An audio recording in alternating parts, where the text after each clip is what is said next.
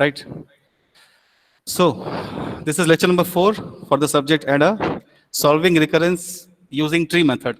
Actually, we will be drawing the recursion tree for a given function, and then we will try to find out the cost of that function by eventually solving the recursion tree, or eventually solving the recurrence actually. And this approach is known as the tree method of solving a recurrence.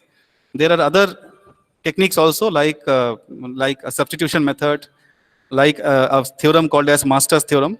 हम उन तीनों techniques को देखेंगे, but this is the most easiest one. हम tree method use करके recurrence को solve करेंगे. Okay, so just recall from the last lecture, हमने एक फंक्शन देखा था. ये फंक्शन एक एरे में से सबसे लार्जेस्ट नंबर को पिकअप करता है, और इसका कंसेप्ट बड़ा आसान है. अगर आपके पास एक एरे है, first of all, am I audible? Just give me feedback. Am I audible class? Yes, sir. Yes, sir. Yes, sir. Yes, sir. Is the audio clear? Yes, sir. Okay. Yes, sir. Yes. So sir.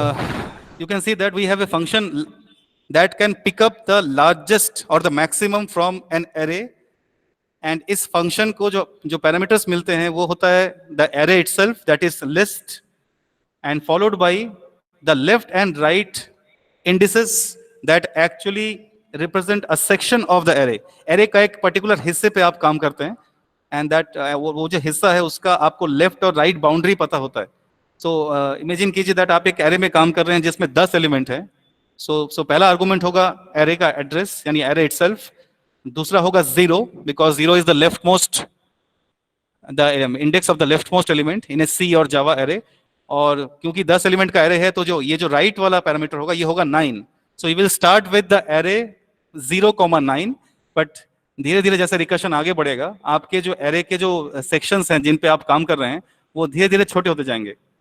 So इसका logic कुछ ऐसा था, अगर आपके section में, अगर आपके array के पार्टीशन में एक ही एलिमेंट है, अगर एक ही एलिमेंट है तो लेफ्ट और राइट दोनों का वैल्यू सेम होगा. इन दैट केस आपको उसी एलिमेंट को रिटर्न करना है. अदरवाइज आपको अपने एरे के पार्टीशन का मिड पोजीशन निकालना है. मिड निकालने के लिए आपको एक एक्सप्रेशन को सॉल्व करना होता है, that is given by left plus right by 2. ये बड़ा इंपॉर्टेंट है कि आप इस बात को ध्यान दें. यहाँ पे मिड निकालने का जो ऑपरेशन है वो n पे डिपेंड नहीं करता, एरे के साइज पे डिपेंड नहीं करता. That also means that array का साइज कितना भी बड़ा हो, एरे का पार्टीशन का साइज या लेंथ कितना भी बड़ा हो, आप left plus right divide by 2 इस ऑपरेशन को एक कांस्टेंट टाइम में करके you can actually pick up the mid of the array partition.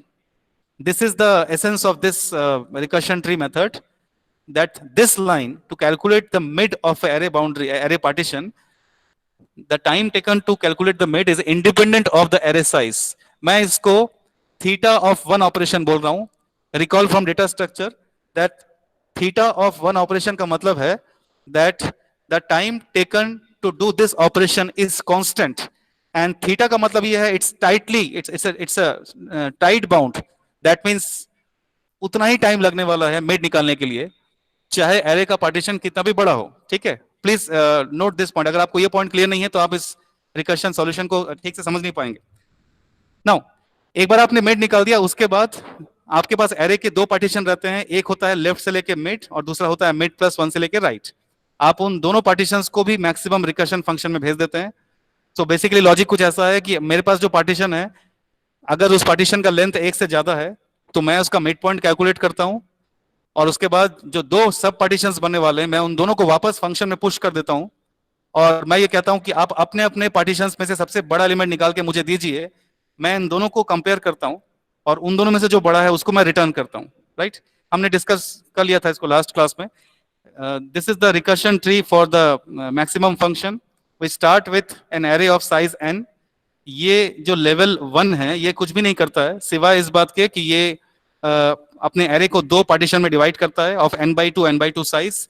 यहाँ पे हम लोगों ने डिस्कशन किया था कि ये स्ट्रिक्टली n/2 होगा, जरूरी नहीं है. They can differ sometimes, but the difference will be at most 1, because अगर n आपका ऑड है तो यहाँ पे एग्जैक्टली n/2 नहीं बनेगा, एक तरफ एक ज्यादा होगा. But in discussion of complexity आप इस बात को इग्नोर कर सकते हैं that these two can differ sometimes. In general we take them as of n/2 size. और अब आगे देखेंगे that actually this does not matter, इनमें से एक दूसरे से कई बार एक एलिमेंट बड़ा हो सकता है. At level 3 we will have size of n by 4 n by 4, इधर भी n by 4 n by 4 and so on. इस डायग्राम में the most important thing that you should pay attention two is कि इसका डेप्थ कितना होगा इस tree का. आप ध्यान से सुनिए स्टूडेंट्स जो मैं बोल रहा हूं. आप एक एरे को स्लाइस कर रहे हैं into two almost equal halves, और मैं आपसे पूछ रहा हूं कि कितने बार स्लाइस करना पड़ेगा एन को, सो दैट स्लाइस करते करते फाइनली मेरे पास जो एरे का पार्टीशन बचे उसका साइज हो जाए 1. And the answer is very easy. n को अगर एक बार 2 से डिवाइड करते हैं वी हैव n by 2, दो बार डिवाइड करते हैं तो we have n by 4, then n by 8 dot dot dot. n को कितनी बार 2 से डिवाइड करेंगे so that we have 1? Any answers? n को कितनी बार 2 से डिवाइड करते जाएंगे so that we come down to size 1? Log n. Log n base 2. It's log n. And what is the base of log here? 2. Base 2, exactly. Okay, now this is a line that I have taken from a text, that is the Corman's book, that in a recursion tree each node represents the cost of a single sub problem somewhere in the set of recursive function invocations. इस line का मतलब क्या है? Recursion tree में देखिए these are the recursive invocation. Invocation का मतलब होता है आप एक बार फंक्शन कॉल करते हैं उसको एक इन्वोकेशन बोलते हैं. यहां पे फंक्शन कॉल स्टार्ट हुआ एरे साइज n के साथ, इसने दो इन्वोकेशन बनाए n by 2 n by 2 के. इस n by 2 ने फर्दर दो इन्वोकेशन और बनाए, और राइट वाला जो n by 2 है इसने भी दो अपने इन्वोकेशन किए. So these are all different recursive invocations. Definition ये कहता है कि इसमें से हर एक जो नोड है वो एक सिंगल सब प्रॉब्लम के कॉस्ट को डिनोट करता है. Look at this. यहां पे हम कह रहे हैं कि मुझे जिस एरे का मैक्सिमम निकालना है the cost is n because I am working with parameter of size n. But look at this, यहां पे the parameter has been reduced to n by 2, क्योंकि इस भाई साहब को, इस नोड को, जो एरे जिस एरे पे काम करना है उसका साइज इसके मुकाबले n by 2 है. Similarly as you come down to the recursion tree, ये जो नोड्स हैं इनको जो एरे का जो पार्टीशन मिल रहा है काम करने के लिए वो धीरे धीरे रिड्यूस हो रहा है. And finally things will come down to 1. जो लीव्स होंगे इस रिकर्शन ट्री के, इनको एक्चुअली एरे मिलेगा ही नहीं, या मुझे ऐसा बोलना चाहिए, इनको ऐसा एरे मिलेगा जिसका साइज होगा 1, ठीक है, जिसमें एक ही एलिमेंट होगा, और इनको बस करना यह है कि उसी एलिमेंट को रिटर्न बैक करना है. So how do you calculate the cost? यहां पे we are more interested in the cost with respect to time. So मैं इसको डिनोट कर रहा हूं by t of n. So let Tn be the cost at this level. So naturally at this level the cost will be denoted by Tn by 2, Tn by 2, then Tn by 4 and so on. And as you people just now answered me, the depth of this tree will be log n. The base of log is definitely 2 here, but in our further discussion we will see that the base actually does not matter. Now in the last class we also reached upon this point that the recurrence for the last function can be described as taken to find the maximum element from an array of size n is equal to the time taken to find a maximum element from an array of size n by 2, twice because left and right branches. In addition to this, we also have to take into consideration the time taken to calculate the mid element and make 2 recursive calls. और आपको मैं थोड़ी देर पहले बताया that अगर एक array है उसका साइज चाहे कितना भी बड़ा हो या छोटा हो, उसका मिड निकाल के 2 रिकर्सिव फंक्शन कॉल्स को करने के लिए जो टाइम आपको लगेगा वो थीटा ऑफ 1 है. थीटा ऑफ 1 का मतलब एक सेकंड नहीं, थीटा ऑफ 1 का मतलब कांस्टेंट. एंड थीटा इसलिए बिकॉज वो फिक्स्ड है, वो बहुत स्ट्रिक्ट बाउंड है, उस पर कोई अपर लिमिट या लोअर लिमिट वाली बात नहीं है, right. So the final recurrence comes down to t of n is t of n by 2, t of n by 2 plus theta of 1. Now how do you solve this? आइए इस tree को दोबारा देखते हैं कि ये ट्री बना कैसे है. Now pay attention to me. मैं यहां से मैं एक्चुअली आज का लेक्चर स्टार्ट कर रहा हूं. अभी तक मैंने रिकॉल किया बस जो हमने लास्ट क्लास में पढ़ा था.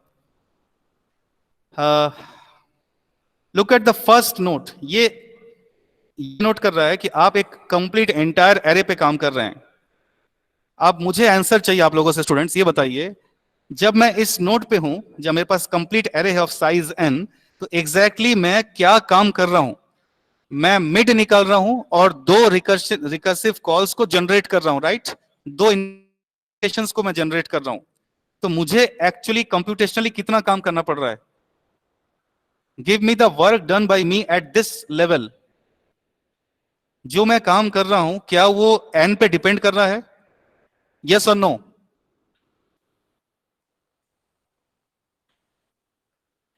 इस लेवल पे जो मैं काम कर रहा हूं, क्या वो n पे डिपेंड कर रहा है?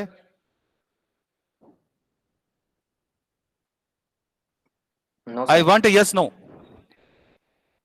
Yes sir. n पे डिपेंड कर रहा है? No sir. No, okay. क्यों नो एंड क्यों no yes? Sir. Anyone? Sir क्योंकि वो उस नोड पे सिर्फ वो डिवाइड कर रहा है दो पार्ट में, और उसका मिड फाइंड कर रहा है हर नोड पे।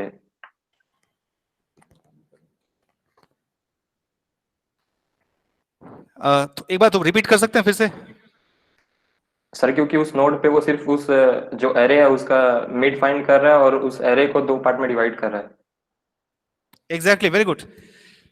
हम इस नोड पे सिर्फ एरे का मिड फाइंड आउट कर रहे हैं, एंड एरे का मिड निकालने के लिए जो फॉर्मूला है वो है लेफ्ट प्लस राइट बाई 2।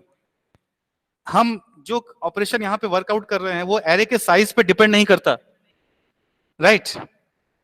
और अगर एरे के साइज पे डिपेंड नहीं करता हमारा टास्क, तो जो टाइम यहां लगने वाला है that is constant. Constant time का मतलब है थीटा ऑफ 1। थीटा इसलिए बिकॉज अपर या लोअर लिमिट की बात नहीं है, फिक्स्ड लिमिट है, फिक्स्ड बाउंड्री बाउंड है, स्ट्रिक्ट बाउंड बोलते हैं हम इसको, इसलिए मैं थीटा बोल रहा हूं। एंड 1 इसलिए 1 डिनोट कर रहा है कि the operation, the involved operation has a constant time. It's not dependent on n. In contrast to this, अगर मैं मान लीजिए यहां पे मैं आपको ये कहता कि मुझे एरे के सभी एलिमेंट्स का सम निकालना है। अगर हम इस नोट पे एरे के सभी एलिमेंट्स का सम निकाल रहे होते तो टाइम कितना होता? Any answers? एरे के सभी एलिमेंट का सम निकालने के लिए टाइम कॉम्प्लेक्सिटी कितना होता है? Any answers? Sir t of n. Yeah, t of n is fine, but what about theta, big O, omega? कैसे बोलेंगे इसको? थीटा ओ। इस एरे का सभी एलिमेंट का सम निकालना, थीटा ऑफ एन होगा कि बिग ऑफ एन होगा कि ओमेगा ऑफ एन होगा? थीटा। या it's theta of n. Very good, मैं चैट में देखा theta of n. It's theta of n. Why theta of n? Because array के सभी एलिमेंट्स का सम निकालने के लिए हमको एक फॉर लूप की जरूरत पड़ेगी, and that will ट्रेवर्स n number of times. ठीक है, जब तक आप सारे एलिमेंट को टच नहीं करेंगे आप सम कैसे निकालेंगे? Right? Now students come back to this tree. हम यहाँ पे एरे का सभी एलिमेंट का सम नहीं निकाल रहे हैं, हम एरे को डिस्प्ले नहीं कर रहे हैं, हम बस इतना कर रहे हैं लेफ्ट प्लस राइट बाई 2, हम मिड कैलकुलेट कर रहे हैं। एंड एरे का मिड कैलकुलेट करना is just a theta of 1 operation that have a constant time. So the cost involved at level 1, मैंने इसको रेड बॉक्स में दिखाया, that is constant cost, that is equal to c. It's arbitrary constant, आप उसको कुछ भी ले सकते हैं। Now what about the cost at level 2? n/2 वाला नोड देखिए, ये जो n/2 वाला नोड है इसको भी काम करने के लिए एक एरे मिला है। ऑफ कोर्स इसके एरे का साइज लेवल 1 के मुकाबले हाफ है, it is working on only half of the array. But what about the cost here? ये जो काम कर रहा है वो कितना काम कर रहा है? Any answers? n/2 वाला नोड कितना काम कर रहा है? What is the cost involved here?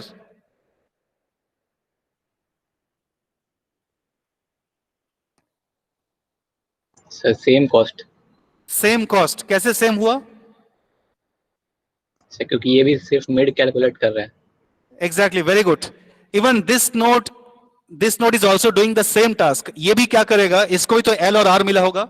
Of course इसका एल और आर इसके एल और आर से अलग हो सकता है, और उनमें से एक पैरामीटर अलग होगा भी, बट उससे फर्क नहीं पड़ता, ऑपरेशन का जो टाइम है वो सेम रहेगा।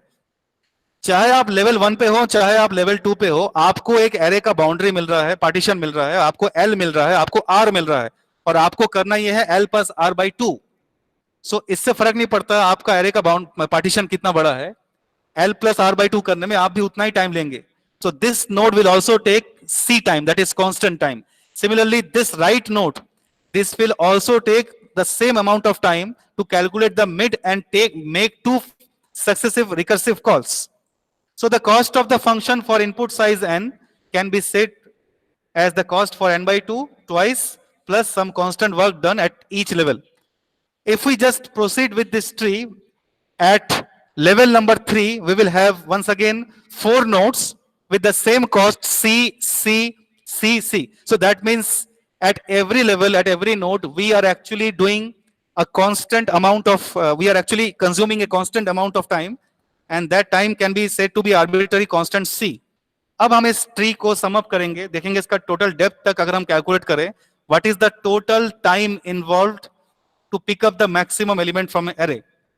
देखिए लेवल 1 पे कॉस्ट कितना हुआ C, एग्रीड. लेवल 1 का टोटल कॉस्ट कितना हुआ C, बिकॉज एक ही नोड है. लेवल 2 का कॉस्ट मैं C प्लस C कर रहा हूं, that is twice of C. Do you agree with me कि मुझे यहां पे ऐड करना चाहिए? यस और no? Should I add up both the cost? क्या मुझे इन दोनों C को यहां पे ऐड करना चाहिए या दोनों को मिला के C ही लेना चाहिए? I want comments from you. सब ऐड होगा. सर ऐड करना चाहिए. ऐड करना चाहिए, बिकॉज देखिए to find the maximum element, मुझे लेफ्ट ब्रांच को भी सॉल्व करना है एंड राइट ब्रांच को भी सॉल्व करना है. ठीक है, उसका ऑर्डर मैं जानता हूं, पहले लेफ्ट ब्रांच खत्म होगा उसके बाद ही राइट ब्रांच में हम आएंगे. बट हम जब भी आए the time will be consumed, इसलिए मैं इस C के साथ इस C को भी ऐड कर रहा हूं, because this both the time of both the branches should be considered. Similarly, at cost, the cost at level number 3 will be C plus C plus C plus C 4 times. That will be 4 times C. Now, आपको इस tree का depth पता है, आपने बोला इस tree का depth है log n 2 के बेस पे. आपको ये पता है कि हर लेवल पे हम कितना टाइम ले रहे हैं. So can you give me the total time taken by all the nodes of this tree? मैं यहाँ पे करीब 1 मिनट का पॉज लूंगा. मुझे बताइए अगर हम इसी सीरीज में बढ़ते रहे C plus 2C plus 4C and इसका डेप्थ है log n, what is the total time taken by this recursion tree to pick up the maximum element from an array? So I will take 60 seconds pause. Chat box में answer लिख सकते हैं आप. Just write down your answers on chat box. The total time taken by this tree.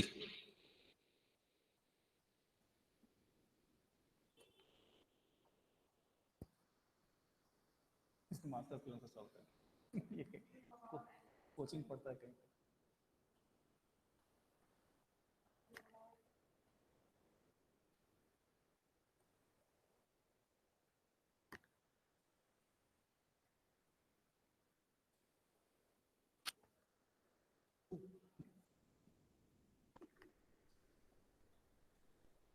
आप सुन रहे हो? उनका जमीन कॉपी लेके बैठे तो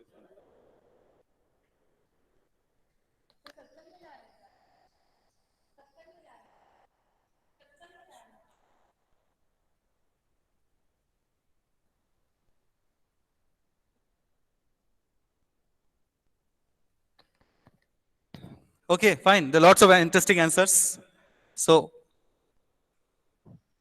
let's see what is the total cost. Root node में C, at level 2 we have C plus C. दो branch में divide हो रहा है आपका array. At level 3 it's C plus C plus C 4 times dot dot dot. The depth is log n to the base 2. Just add this term. You will have a geometric progression. आपको एक geometric series मिलेगा. C plus 2C plus 4C plus 8C dot dot dot. And इस series में finite number of terms हैं. And the number of terms is log n to the base 2. अगर आप इस geometric progression को solve करें, formula याद है किसी को ज्योमेट्रिक सीरीज के सम का? It's first term multiplied by common ratio to the power number of terms -1 whole divided by common ratio -1. So हमारा first term C has been taken as a common factor. हमारा जो geometric progression का सम आएगा वो होगा 2 to the power log n, जो number of terms है -1 divided by common ratio -1, that is 2 -1. If you solve this, denominator तो गायब हो जाएगा. And 2 to the power log n, और log का अगर बेस 2 है, अगर आपकी मैथमेटिक्स अच्छी है तो आपको पता होगा this term will eventually become n. 2 के पावर में log x, और उस log का भी बेस अगर 2 है तो दैट इज एक्चुअली x. ठीक है, So this will eventually become n और ये -1. So we will ultimately have c multiplied by ये जो parenthesis है ये solve हो जाएगा n-1 हो जाएगा. So because this term becomes n, denominator गायब हो जाएगा and c multiplied by n-1. अगर आपको डेटा स्ट्रक्चर लास्ट सेमेस्टर का लेक्चर याद है तो this is a linear expression, linear polynomial in n, और क्योंकि हमारा सम एग्जैक्टली ये क्वांटिटी है, it's a strict bound, so this will be given by theta of n. यहां मैं बिगो क्यों नहीं बोल रहा हूं? Any answers? बिगो मैं तब बोलूंगा जब ये लेस देन इक्वल टू होता. We know that the sum is exactly equal to c into n-1. It's not less than equal to or greater than equal to. यहाँ अपर लिमिट लोअर लिमिट की बात नहीं है, ठीक है? बिगो denotes the upper limit, omega denotes the lower limit, but here we have a strict limit. That's why I'm using the theta, and c is a constant, so a constant multiplied by n. This is a polynomial, linear polynomial actually of degree 1. So this is a theta of n expression. So what does this mean? आपके पास अगर एक array है जिसमें n element है और आप उसमें से सबसे मैक्सिमम एलिमेंट को पिकअप करना चाहते हैं, आपने बहुत अच्छा एक लॉजिक लगाया. आपने जो टेक्निक यूज किया अभी, उसको डिवाइड एंड कॉन्कर टेक्निक बोलते हैं. डिवाइड एंड कॉन्कर में हम अपने एरे, हमारा जो इनपुट है उसको डिवाइड कर देते हैं इनटू पार्टीशंस, एंड हम उन पार्टीशंस पे इंडिविजुअली वर्क करते हैं और उनके आंसर्स को फाइनली मर्ज करते हैं to get the final answer. ठीक है? Divide and conquer is a very common programming technique. बहुत सारे स्टैंडर्ड एल्गोरिथम्स डेवलप हैं, जैसे binary search, merge sort, quick sort, और ये जो प्रोग्राम आपके सामने है, जो एल्गोरिथम हम डिस्कस कर रहे हैं, ये भी डिवाइड एंड कॉन्कर का एग्जांपल है. सो एट फर्स्ट ग्लांस ऐसा लगता है जैसे हमारा ये टेक्निक बहुत बेटर है as compare to using a direct for loop, but eventually अगर आप इसको सॉल्व करके देखें, at the end of the day we are having the same complexity. इस टेक्निक का भी जो कॉम्प्लेक्सिटी है वो थीटा ऑफ n ही आ रहा है. So that also means that n elements में से maximum number पिकअप करने के लिए आपको जो टाइम लगेगा, that's actually theta of n. अगर आप एक for loop लगा के इसको करते तो भी आपको उतना ही टाइम लगता. ठीक है? आप एक for loop लगाते for i equal to 1 to n, for 1 through n actually, और आप हर एलिमेंट को कंपेयर करते एंड देन आप मैक्सिमम को पिकअप करते तो भी आपको थीटा ऑफ n टाइम ही लगता. So we are not improving upon the time complexity, but the only difference is that वहां पे आपके पास एक for loop होता है जिसको हम iteration कहते हैं, यहाँ पे the iteration is being substituted by a recursion, right? So implementation का टेक्निक जरूर अलग है, but the computationally workload जो काम आप कर रहे हैं वो सेम रहा, and both of them turn out to be theta of n operations. So any doubts? I will wait here for your doubts. उसके बाद हम अगले algorithm का complexity analysis करेंगे. So just write down your doubts in the chat box, or you can ask me in audio. Any doubts in this solution of this tree? Theta of n तक कैसे आया? यहाँ पे big O of n क्यों नहीं लिखा? Omega of n क्यों नहीं लिखा? Any doubts?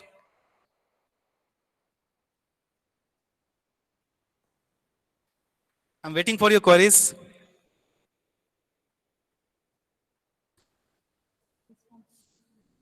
Yeah, right now हम लोग अभी वैसे तो टाइम कॉम्प्लेक्सिटी पे ध्यान दे रहे हैं, बट अगर आप स्पेस कॉम्प्लेक्सिटी की बात करें तो यू आर करेक्ट.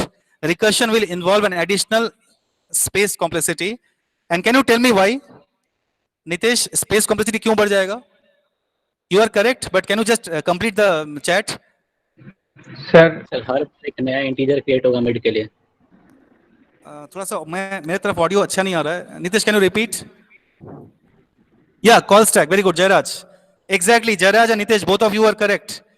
रिकर्शन वाले टेक्निक पे स्पेस कॉम्प्लेक्सिटी एक्स्ट्रा बढ़ जाएगा, बिकॉज रिकर्शन को मेंटेन करने के लिए जो फंक्शन कॉल स्टैक है, जो ऑपरेटिंग सिस्टम का कॉल स्टैक है, that will consume more space. अगर हम एक फॉर लूप यूज करते तो टाइम कॉम्प्लेक्सिटी तो सेम रहता, लेकिन स्पेस कॉम्प्लेक्सिटी तब कितना रहता बेटा? स्पेस कॉम्प्लेक्सिटी अगर हम फॉर लूप यूज करते तो can anybody give me the space complexity अगर हम एक फॉर लूप से इस काम को करते? अगर मैं इसी काम को फॉर लूप से करता हूं तो what is the space complexity in that case? कोई एडिशनल वेरिएबल तो लगेगा नहीं, बस फॉर लूप का काउंटर लगेगा. So that is once again theta of 1. Very good Aditya, very good, excellent. So I think we can proceed. You people are getting the concept. Of course recursion में because of the function calls to be maintained over a call stack, additional complexity बढ़ गया, space complexity बढ़ गया, लेकिन time complexity is once again theta of n. Very good. Now let's do the same exercise for another standard algorithm known as the binary search.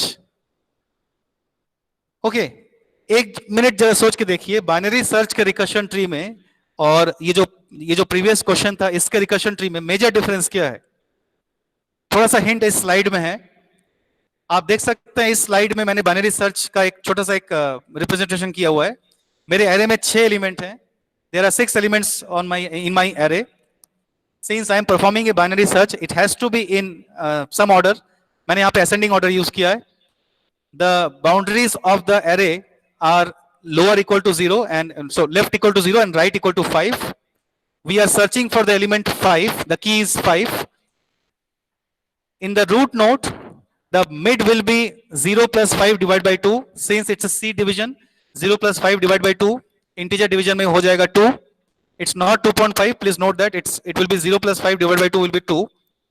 मैंने mid element को red ink से denote किया हुआ है. हम ढूंढ रहे हैं 5 को और हमको जो mid में पोजीशन एलिमेंट मिला वो 6 मिला. हमारा की mid element से छोटा है, तो we will go to the left partition. Now my question is, what happens to the right partition here? ये जो right वाला partition दिख रहा है 9, 10, 15, इसका हम क्या करते हैं? एरे को 2 पार्टीशन में डिवाइड तो कर रहे हैं, बट हम लेफ्ट वाले पार्टीशन को कंसीडर कर रहे हैं. What about the right partition? क्या ये हमारे किसी काम का है? Just give me a yes और no. No, sir. Do we really need to maintain this? No, sir. I can not get you. यहाँ पे ऑडियो नहीं आ रहा मेरे एंड पे. No, sir. No, exactly no. So there is a major difference between this algorithm and the last algorithm. पिछले वाले algorithm में हमको दोनों पार्टीशंस पे काम करना था, लेकिन यहाँ पे एट एवरी स्टेप हमारा एक पार्टीशन हम डिस्कार्ड कर देंगे. जैसे फॉर एग्जांपल इस लेवल पे ये वाला पार्टीशन मेरे किसी काम का नहीं है. मैं जानता हूं अगर मैं बाइनरी सर्च कर रहा हूं और मेरा एलिमेंट की एलिमेंट से छोटा है, सॉरी मिड एलिमेंट से छोटा है, तो डेफिनेटली अगर वो होगा तो लेफ्ट पार्टीशन में होगा या वो होगा ही नहीं. लेकिन राइट पार्टीशन में नहीं हो सकता, because this array is sorted and binary search assumes that the array is in one particular order. So अगर हम कॉस्टिंग की बात करें, जब आप कॉस्ट कैलकुलेट करेंगे, इस लेवल के कॉस्ट के बाद हम सिर्फ इस नोड का कॉस्ट कैलकुलेट करेंगे, इस राइट वाले ब्रांच का कॉस्ट हम कैलकुलेट नहीं करेंगे. सिमिलरली एट लेवल नंबर 3 हम एक ही नोड का कॉस्ट कैलकुलेट करेंगे. सो एट एवरी लेवल हमको एक नोड का ही कॉस्ट कैलकुलेट करते हुए आगे बढ़ना है. This is radically different from the last algorithm. वहां पे हम हर लेवल पे सारे नोड्स का कॉस्ट क्यूमुलेटिव कैलकुलेट कर रहे थे, right? So let's see how to calculate the cost of binary search. First node में बताइए मुझे, सबसे पहला नोड एज्यूम करते हैं हमारे पास जो एरे है उसका साइज है n. सो अगर हमारे एरे का साइज n है, आप बाइनरी सर्च में क्या काम करते हैं? यहाँ पे कंप्यूटेशनली आप यहाँ पे क्या कर रहे होते हैं बताइए?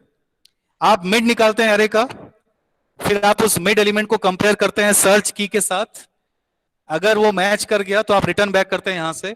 अदरवाइज आप ये पता करते हैं कि कौन से लेफ्ट या राइट पार्टीशन में होने के चांसेस हैं, एंड आप वहां से कोई एक रिकर्सिव कॉल इन्वोक करते हैं. आप 2 इन्वोकेशन नहीं करते, आप एक ही इन्वोकेशन करते हैं. सो नाउ मुझे ये बताइए, मिड एलिमेंट कैलकुलेट करना और मिड एलिमेंट से सर्च की को मैच करना, कंपेयर करना, ये दोनों ऑपरेशन को में जो टाइम लगेगा, क्या वो एरे के साइज पे डिपेंडेंट है? एरे का मिड निकालना और मिड एलिमेंट को सर्च की से कंपेयर करना, ये दोनों ऑपरेशंस करने के लिए जो टाइम लगेगा, क्या वो एरे के साइज पे डिपेंडेंट है? यस और no? No, sir. No, sir. Yes, it's no. ठीक है, ये एरे के साइज पे डिपेंडेंट नहीं है और ये टाइम फिक्स्ड है, इसमें अपर या लोअर लिमिट की बात नहीं है. सो वंस अगेन मैं इसको बोलूंगा, this is a theta of 1 operation या theta of 1 work for calculating the mid of the array partition and comparing the mid element with the key. और मैं इस टाइम को एक आर्बिट्ररी कांस्टेंट c से डिनोट कर रहा हूं, राइट? नाउ एक बार आपको पता चल गया कि हमारा जो सर्च की है जिसको हम ढूंढ रहे हैं वो मिड एलिमेंट से छोटा है या बड़ा है, मैं एज्यूम करके चल रहा हूं छोटा है इस लेक्चर में डिस्कशन करने के लिए. सो हम सिर्फ लेफ्ट वाले पार्टीशन में ध्यान देंगे, राइट पार्टीशन को इग्नोर कर देंगे. ठीक है? उसका मतलब मुझे एक ही पार्टीशन पे आना है, मान के चलते हैं left partition. So what is the time involve in the partition of n/2? यहां पे कितना टाइम लगेगा बताइए? n/2 वाले पार्टीशन में हमको कितना काम करना है?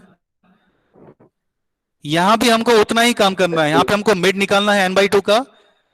ऑफ कोर्स एरे का साइज छोटा हो गया, हाफ हो गया, पर हमको उतना ही काम करना है. यहां भी we will calculate the mid element and then we will compare the mid element with the search key and it will once again take a constant amount of time denoted by arbitrary constant c. ठीक है? The point that you should take a note here, आपको यहां पे c plus c नहीं करना है, it's only c, because either you take the left branch or you take the right branch, but you do not take both the branches. ठीक है? So it's not c plus c, it's either of c, left or right. अगर हम continue करते हैं इसको, मैंने बस उसी को अनोटेट किया है यहां पे. The function divides the array into two halves, but only one half is used. In this diagram I am representing the left half for continuing with the recursion. So cost at each level is only c for one of the nodes. So the recurrence will be denoted by t of n is equal to t of n/2 only. ठीक है? It's not t of n/2 plus n/2 plus theta of 1. This is the time needed to calculate the mid and to compare the mid element with the search key. Am I clear? Give me audio feedback. Am I clear?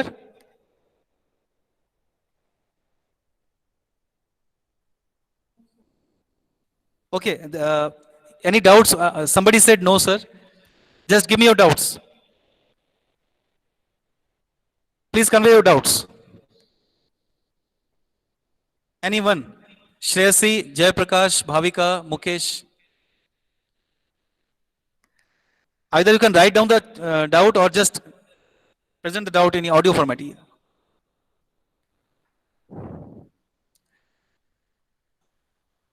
Hello?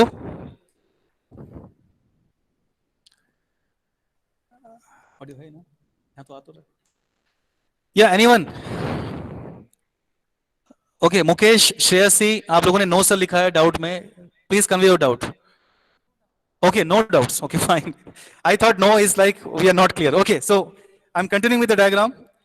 Eight level 3 the size of the partitions will be now n/4, n/4, so on, but the cost is once again c. Bhavika, can you tell me, यहां पे मैंने सिर्फ एक ही node में c क्यों लिया है?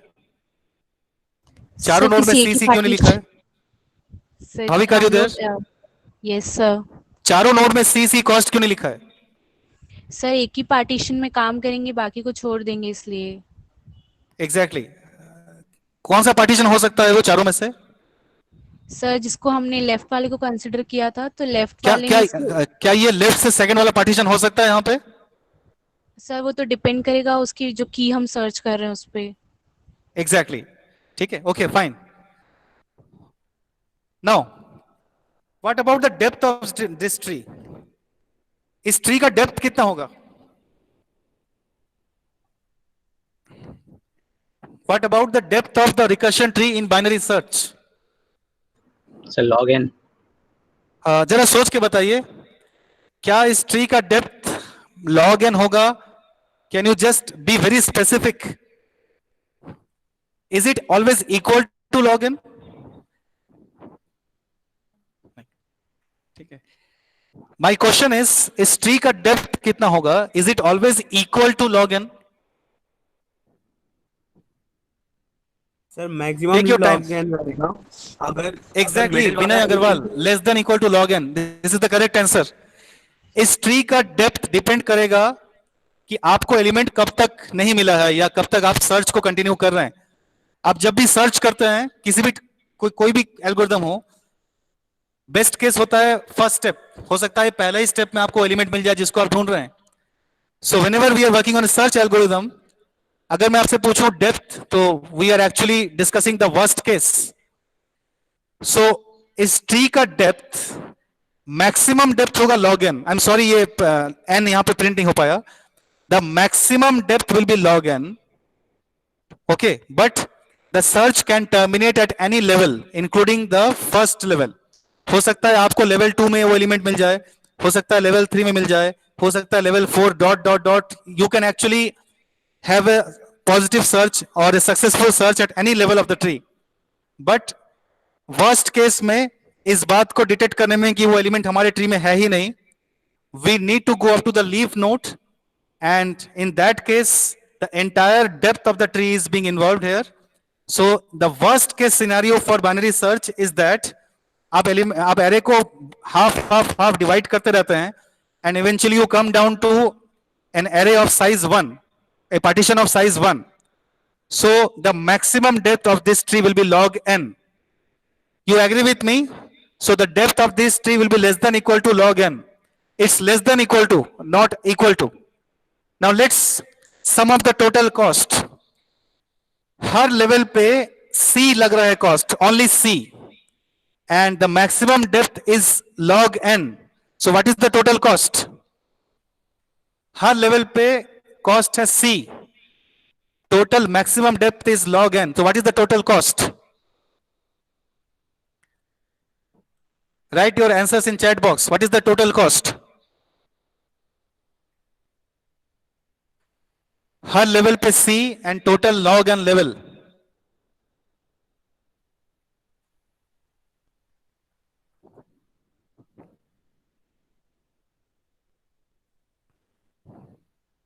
It's C plus dot dot dot up to log n. Maximum, it's maximum up to log n. So what is the total cost?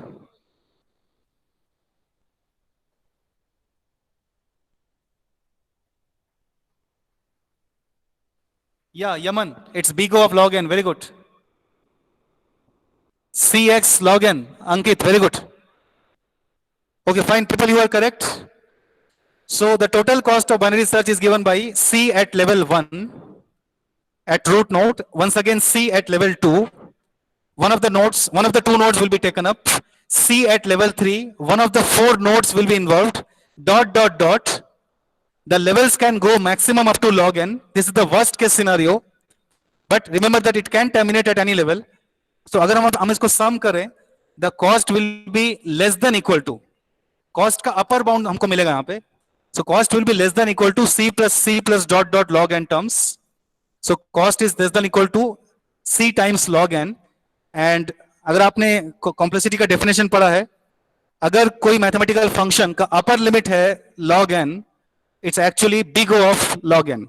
It's also known as big O of log n, because आप ये कह रहे हैं कि जो आपका total cost है, that has a upper bound of log n, but the cost can be better than this. हो सकता है आप log n से पहले ही आपका search terminate हो जाए.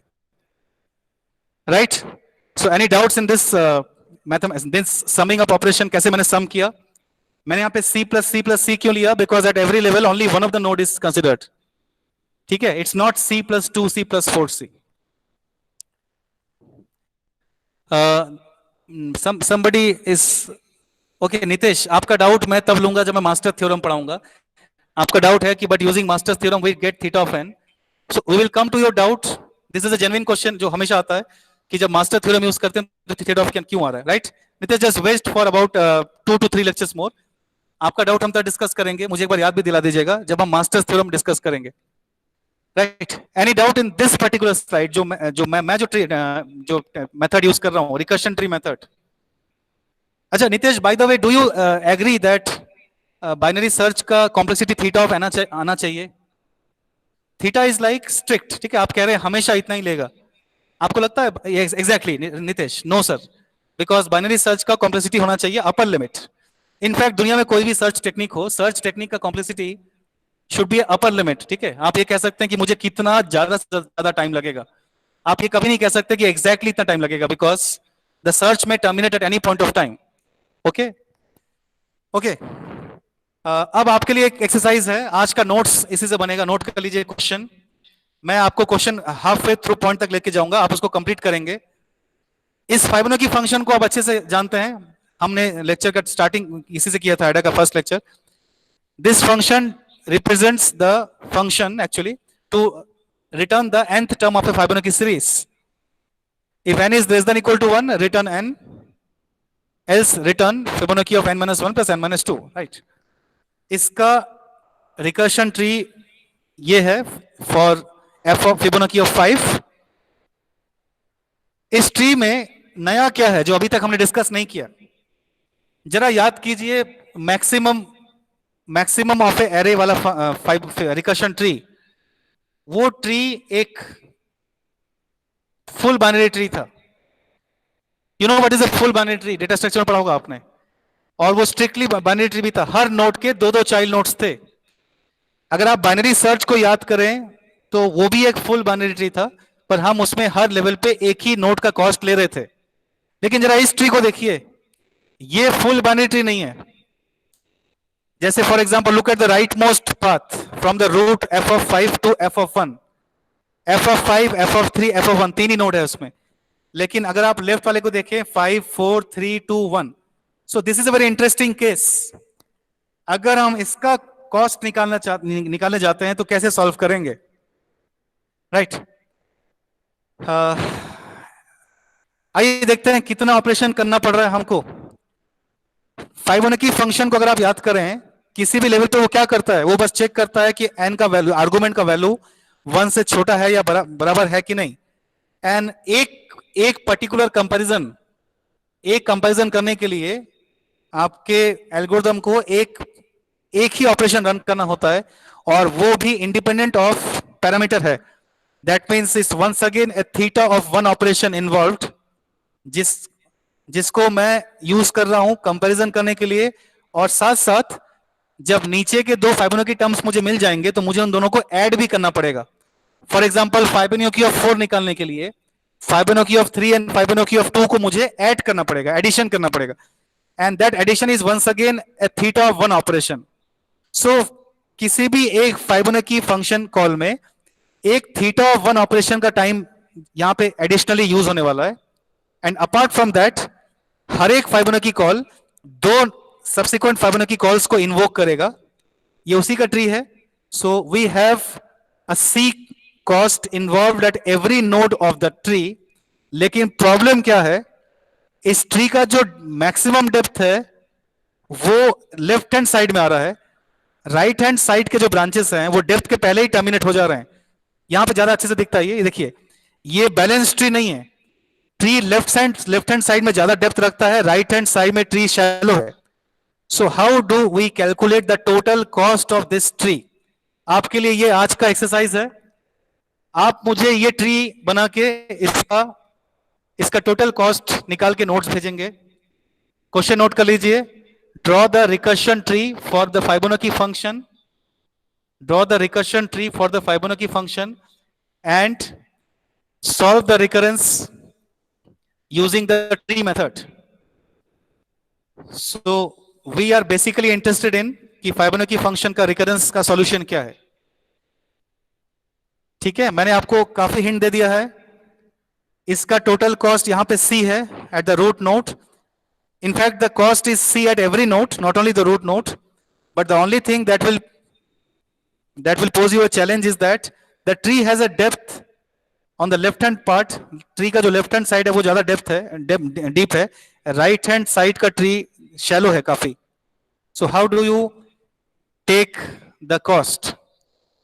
क्या हम एग्जैक्ट कॉस्ट निकाल सकते हैं? Can we go for a theta notation expression, या हमको एक अपर बाउंड में ही काम करना पड़ेगा? Okay, so this is homework for you. Just complete the tree and send me the notes. Any doubts for today's lecture? मैं करीब 30-35 minutes बाद कोई शेयर करूंगा आपके साथ। Any doubts?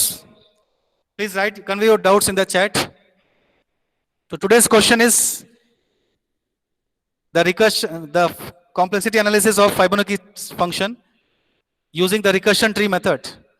Recursion tree method से बताइए इस Fibonacci function का कॉस्ट कितना होगा? Taking into consideration उसका depth is uneven. The tree is deeper on the left hand side. So can we conclude?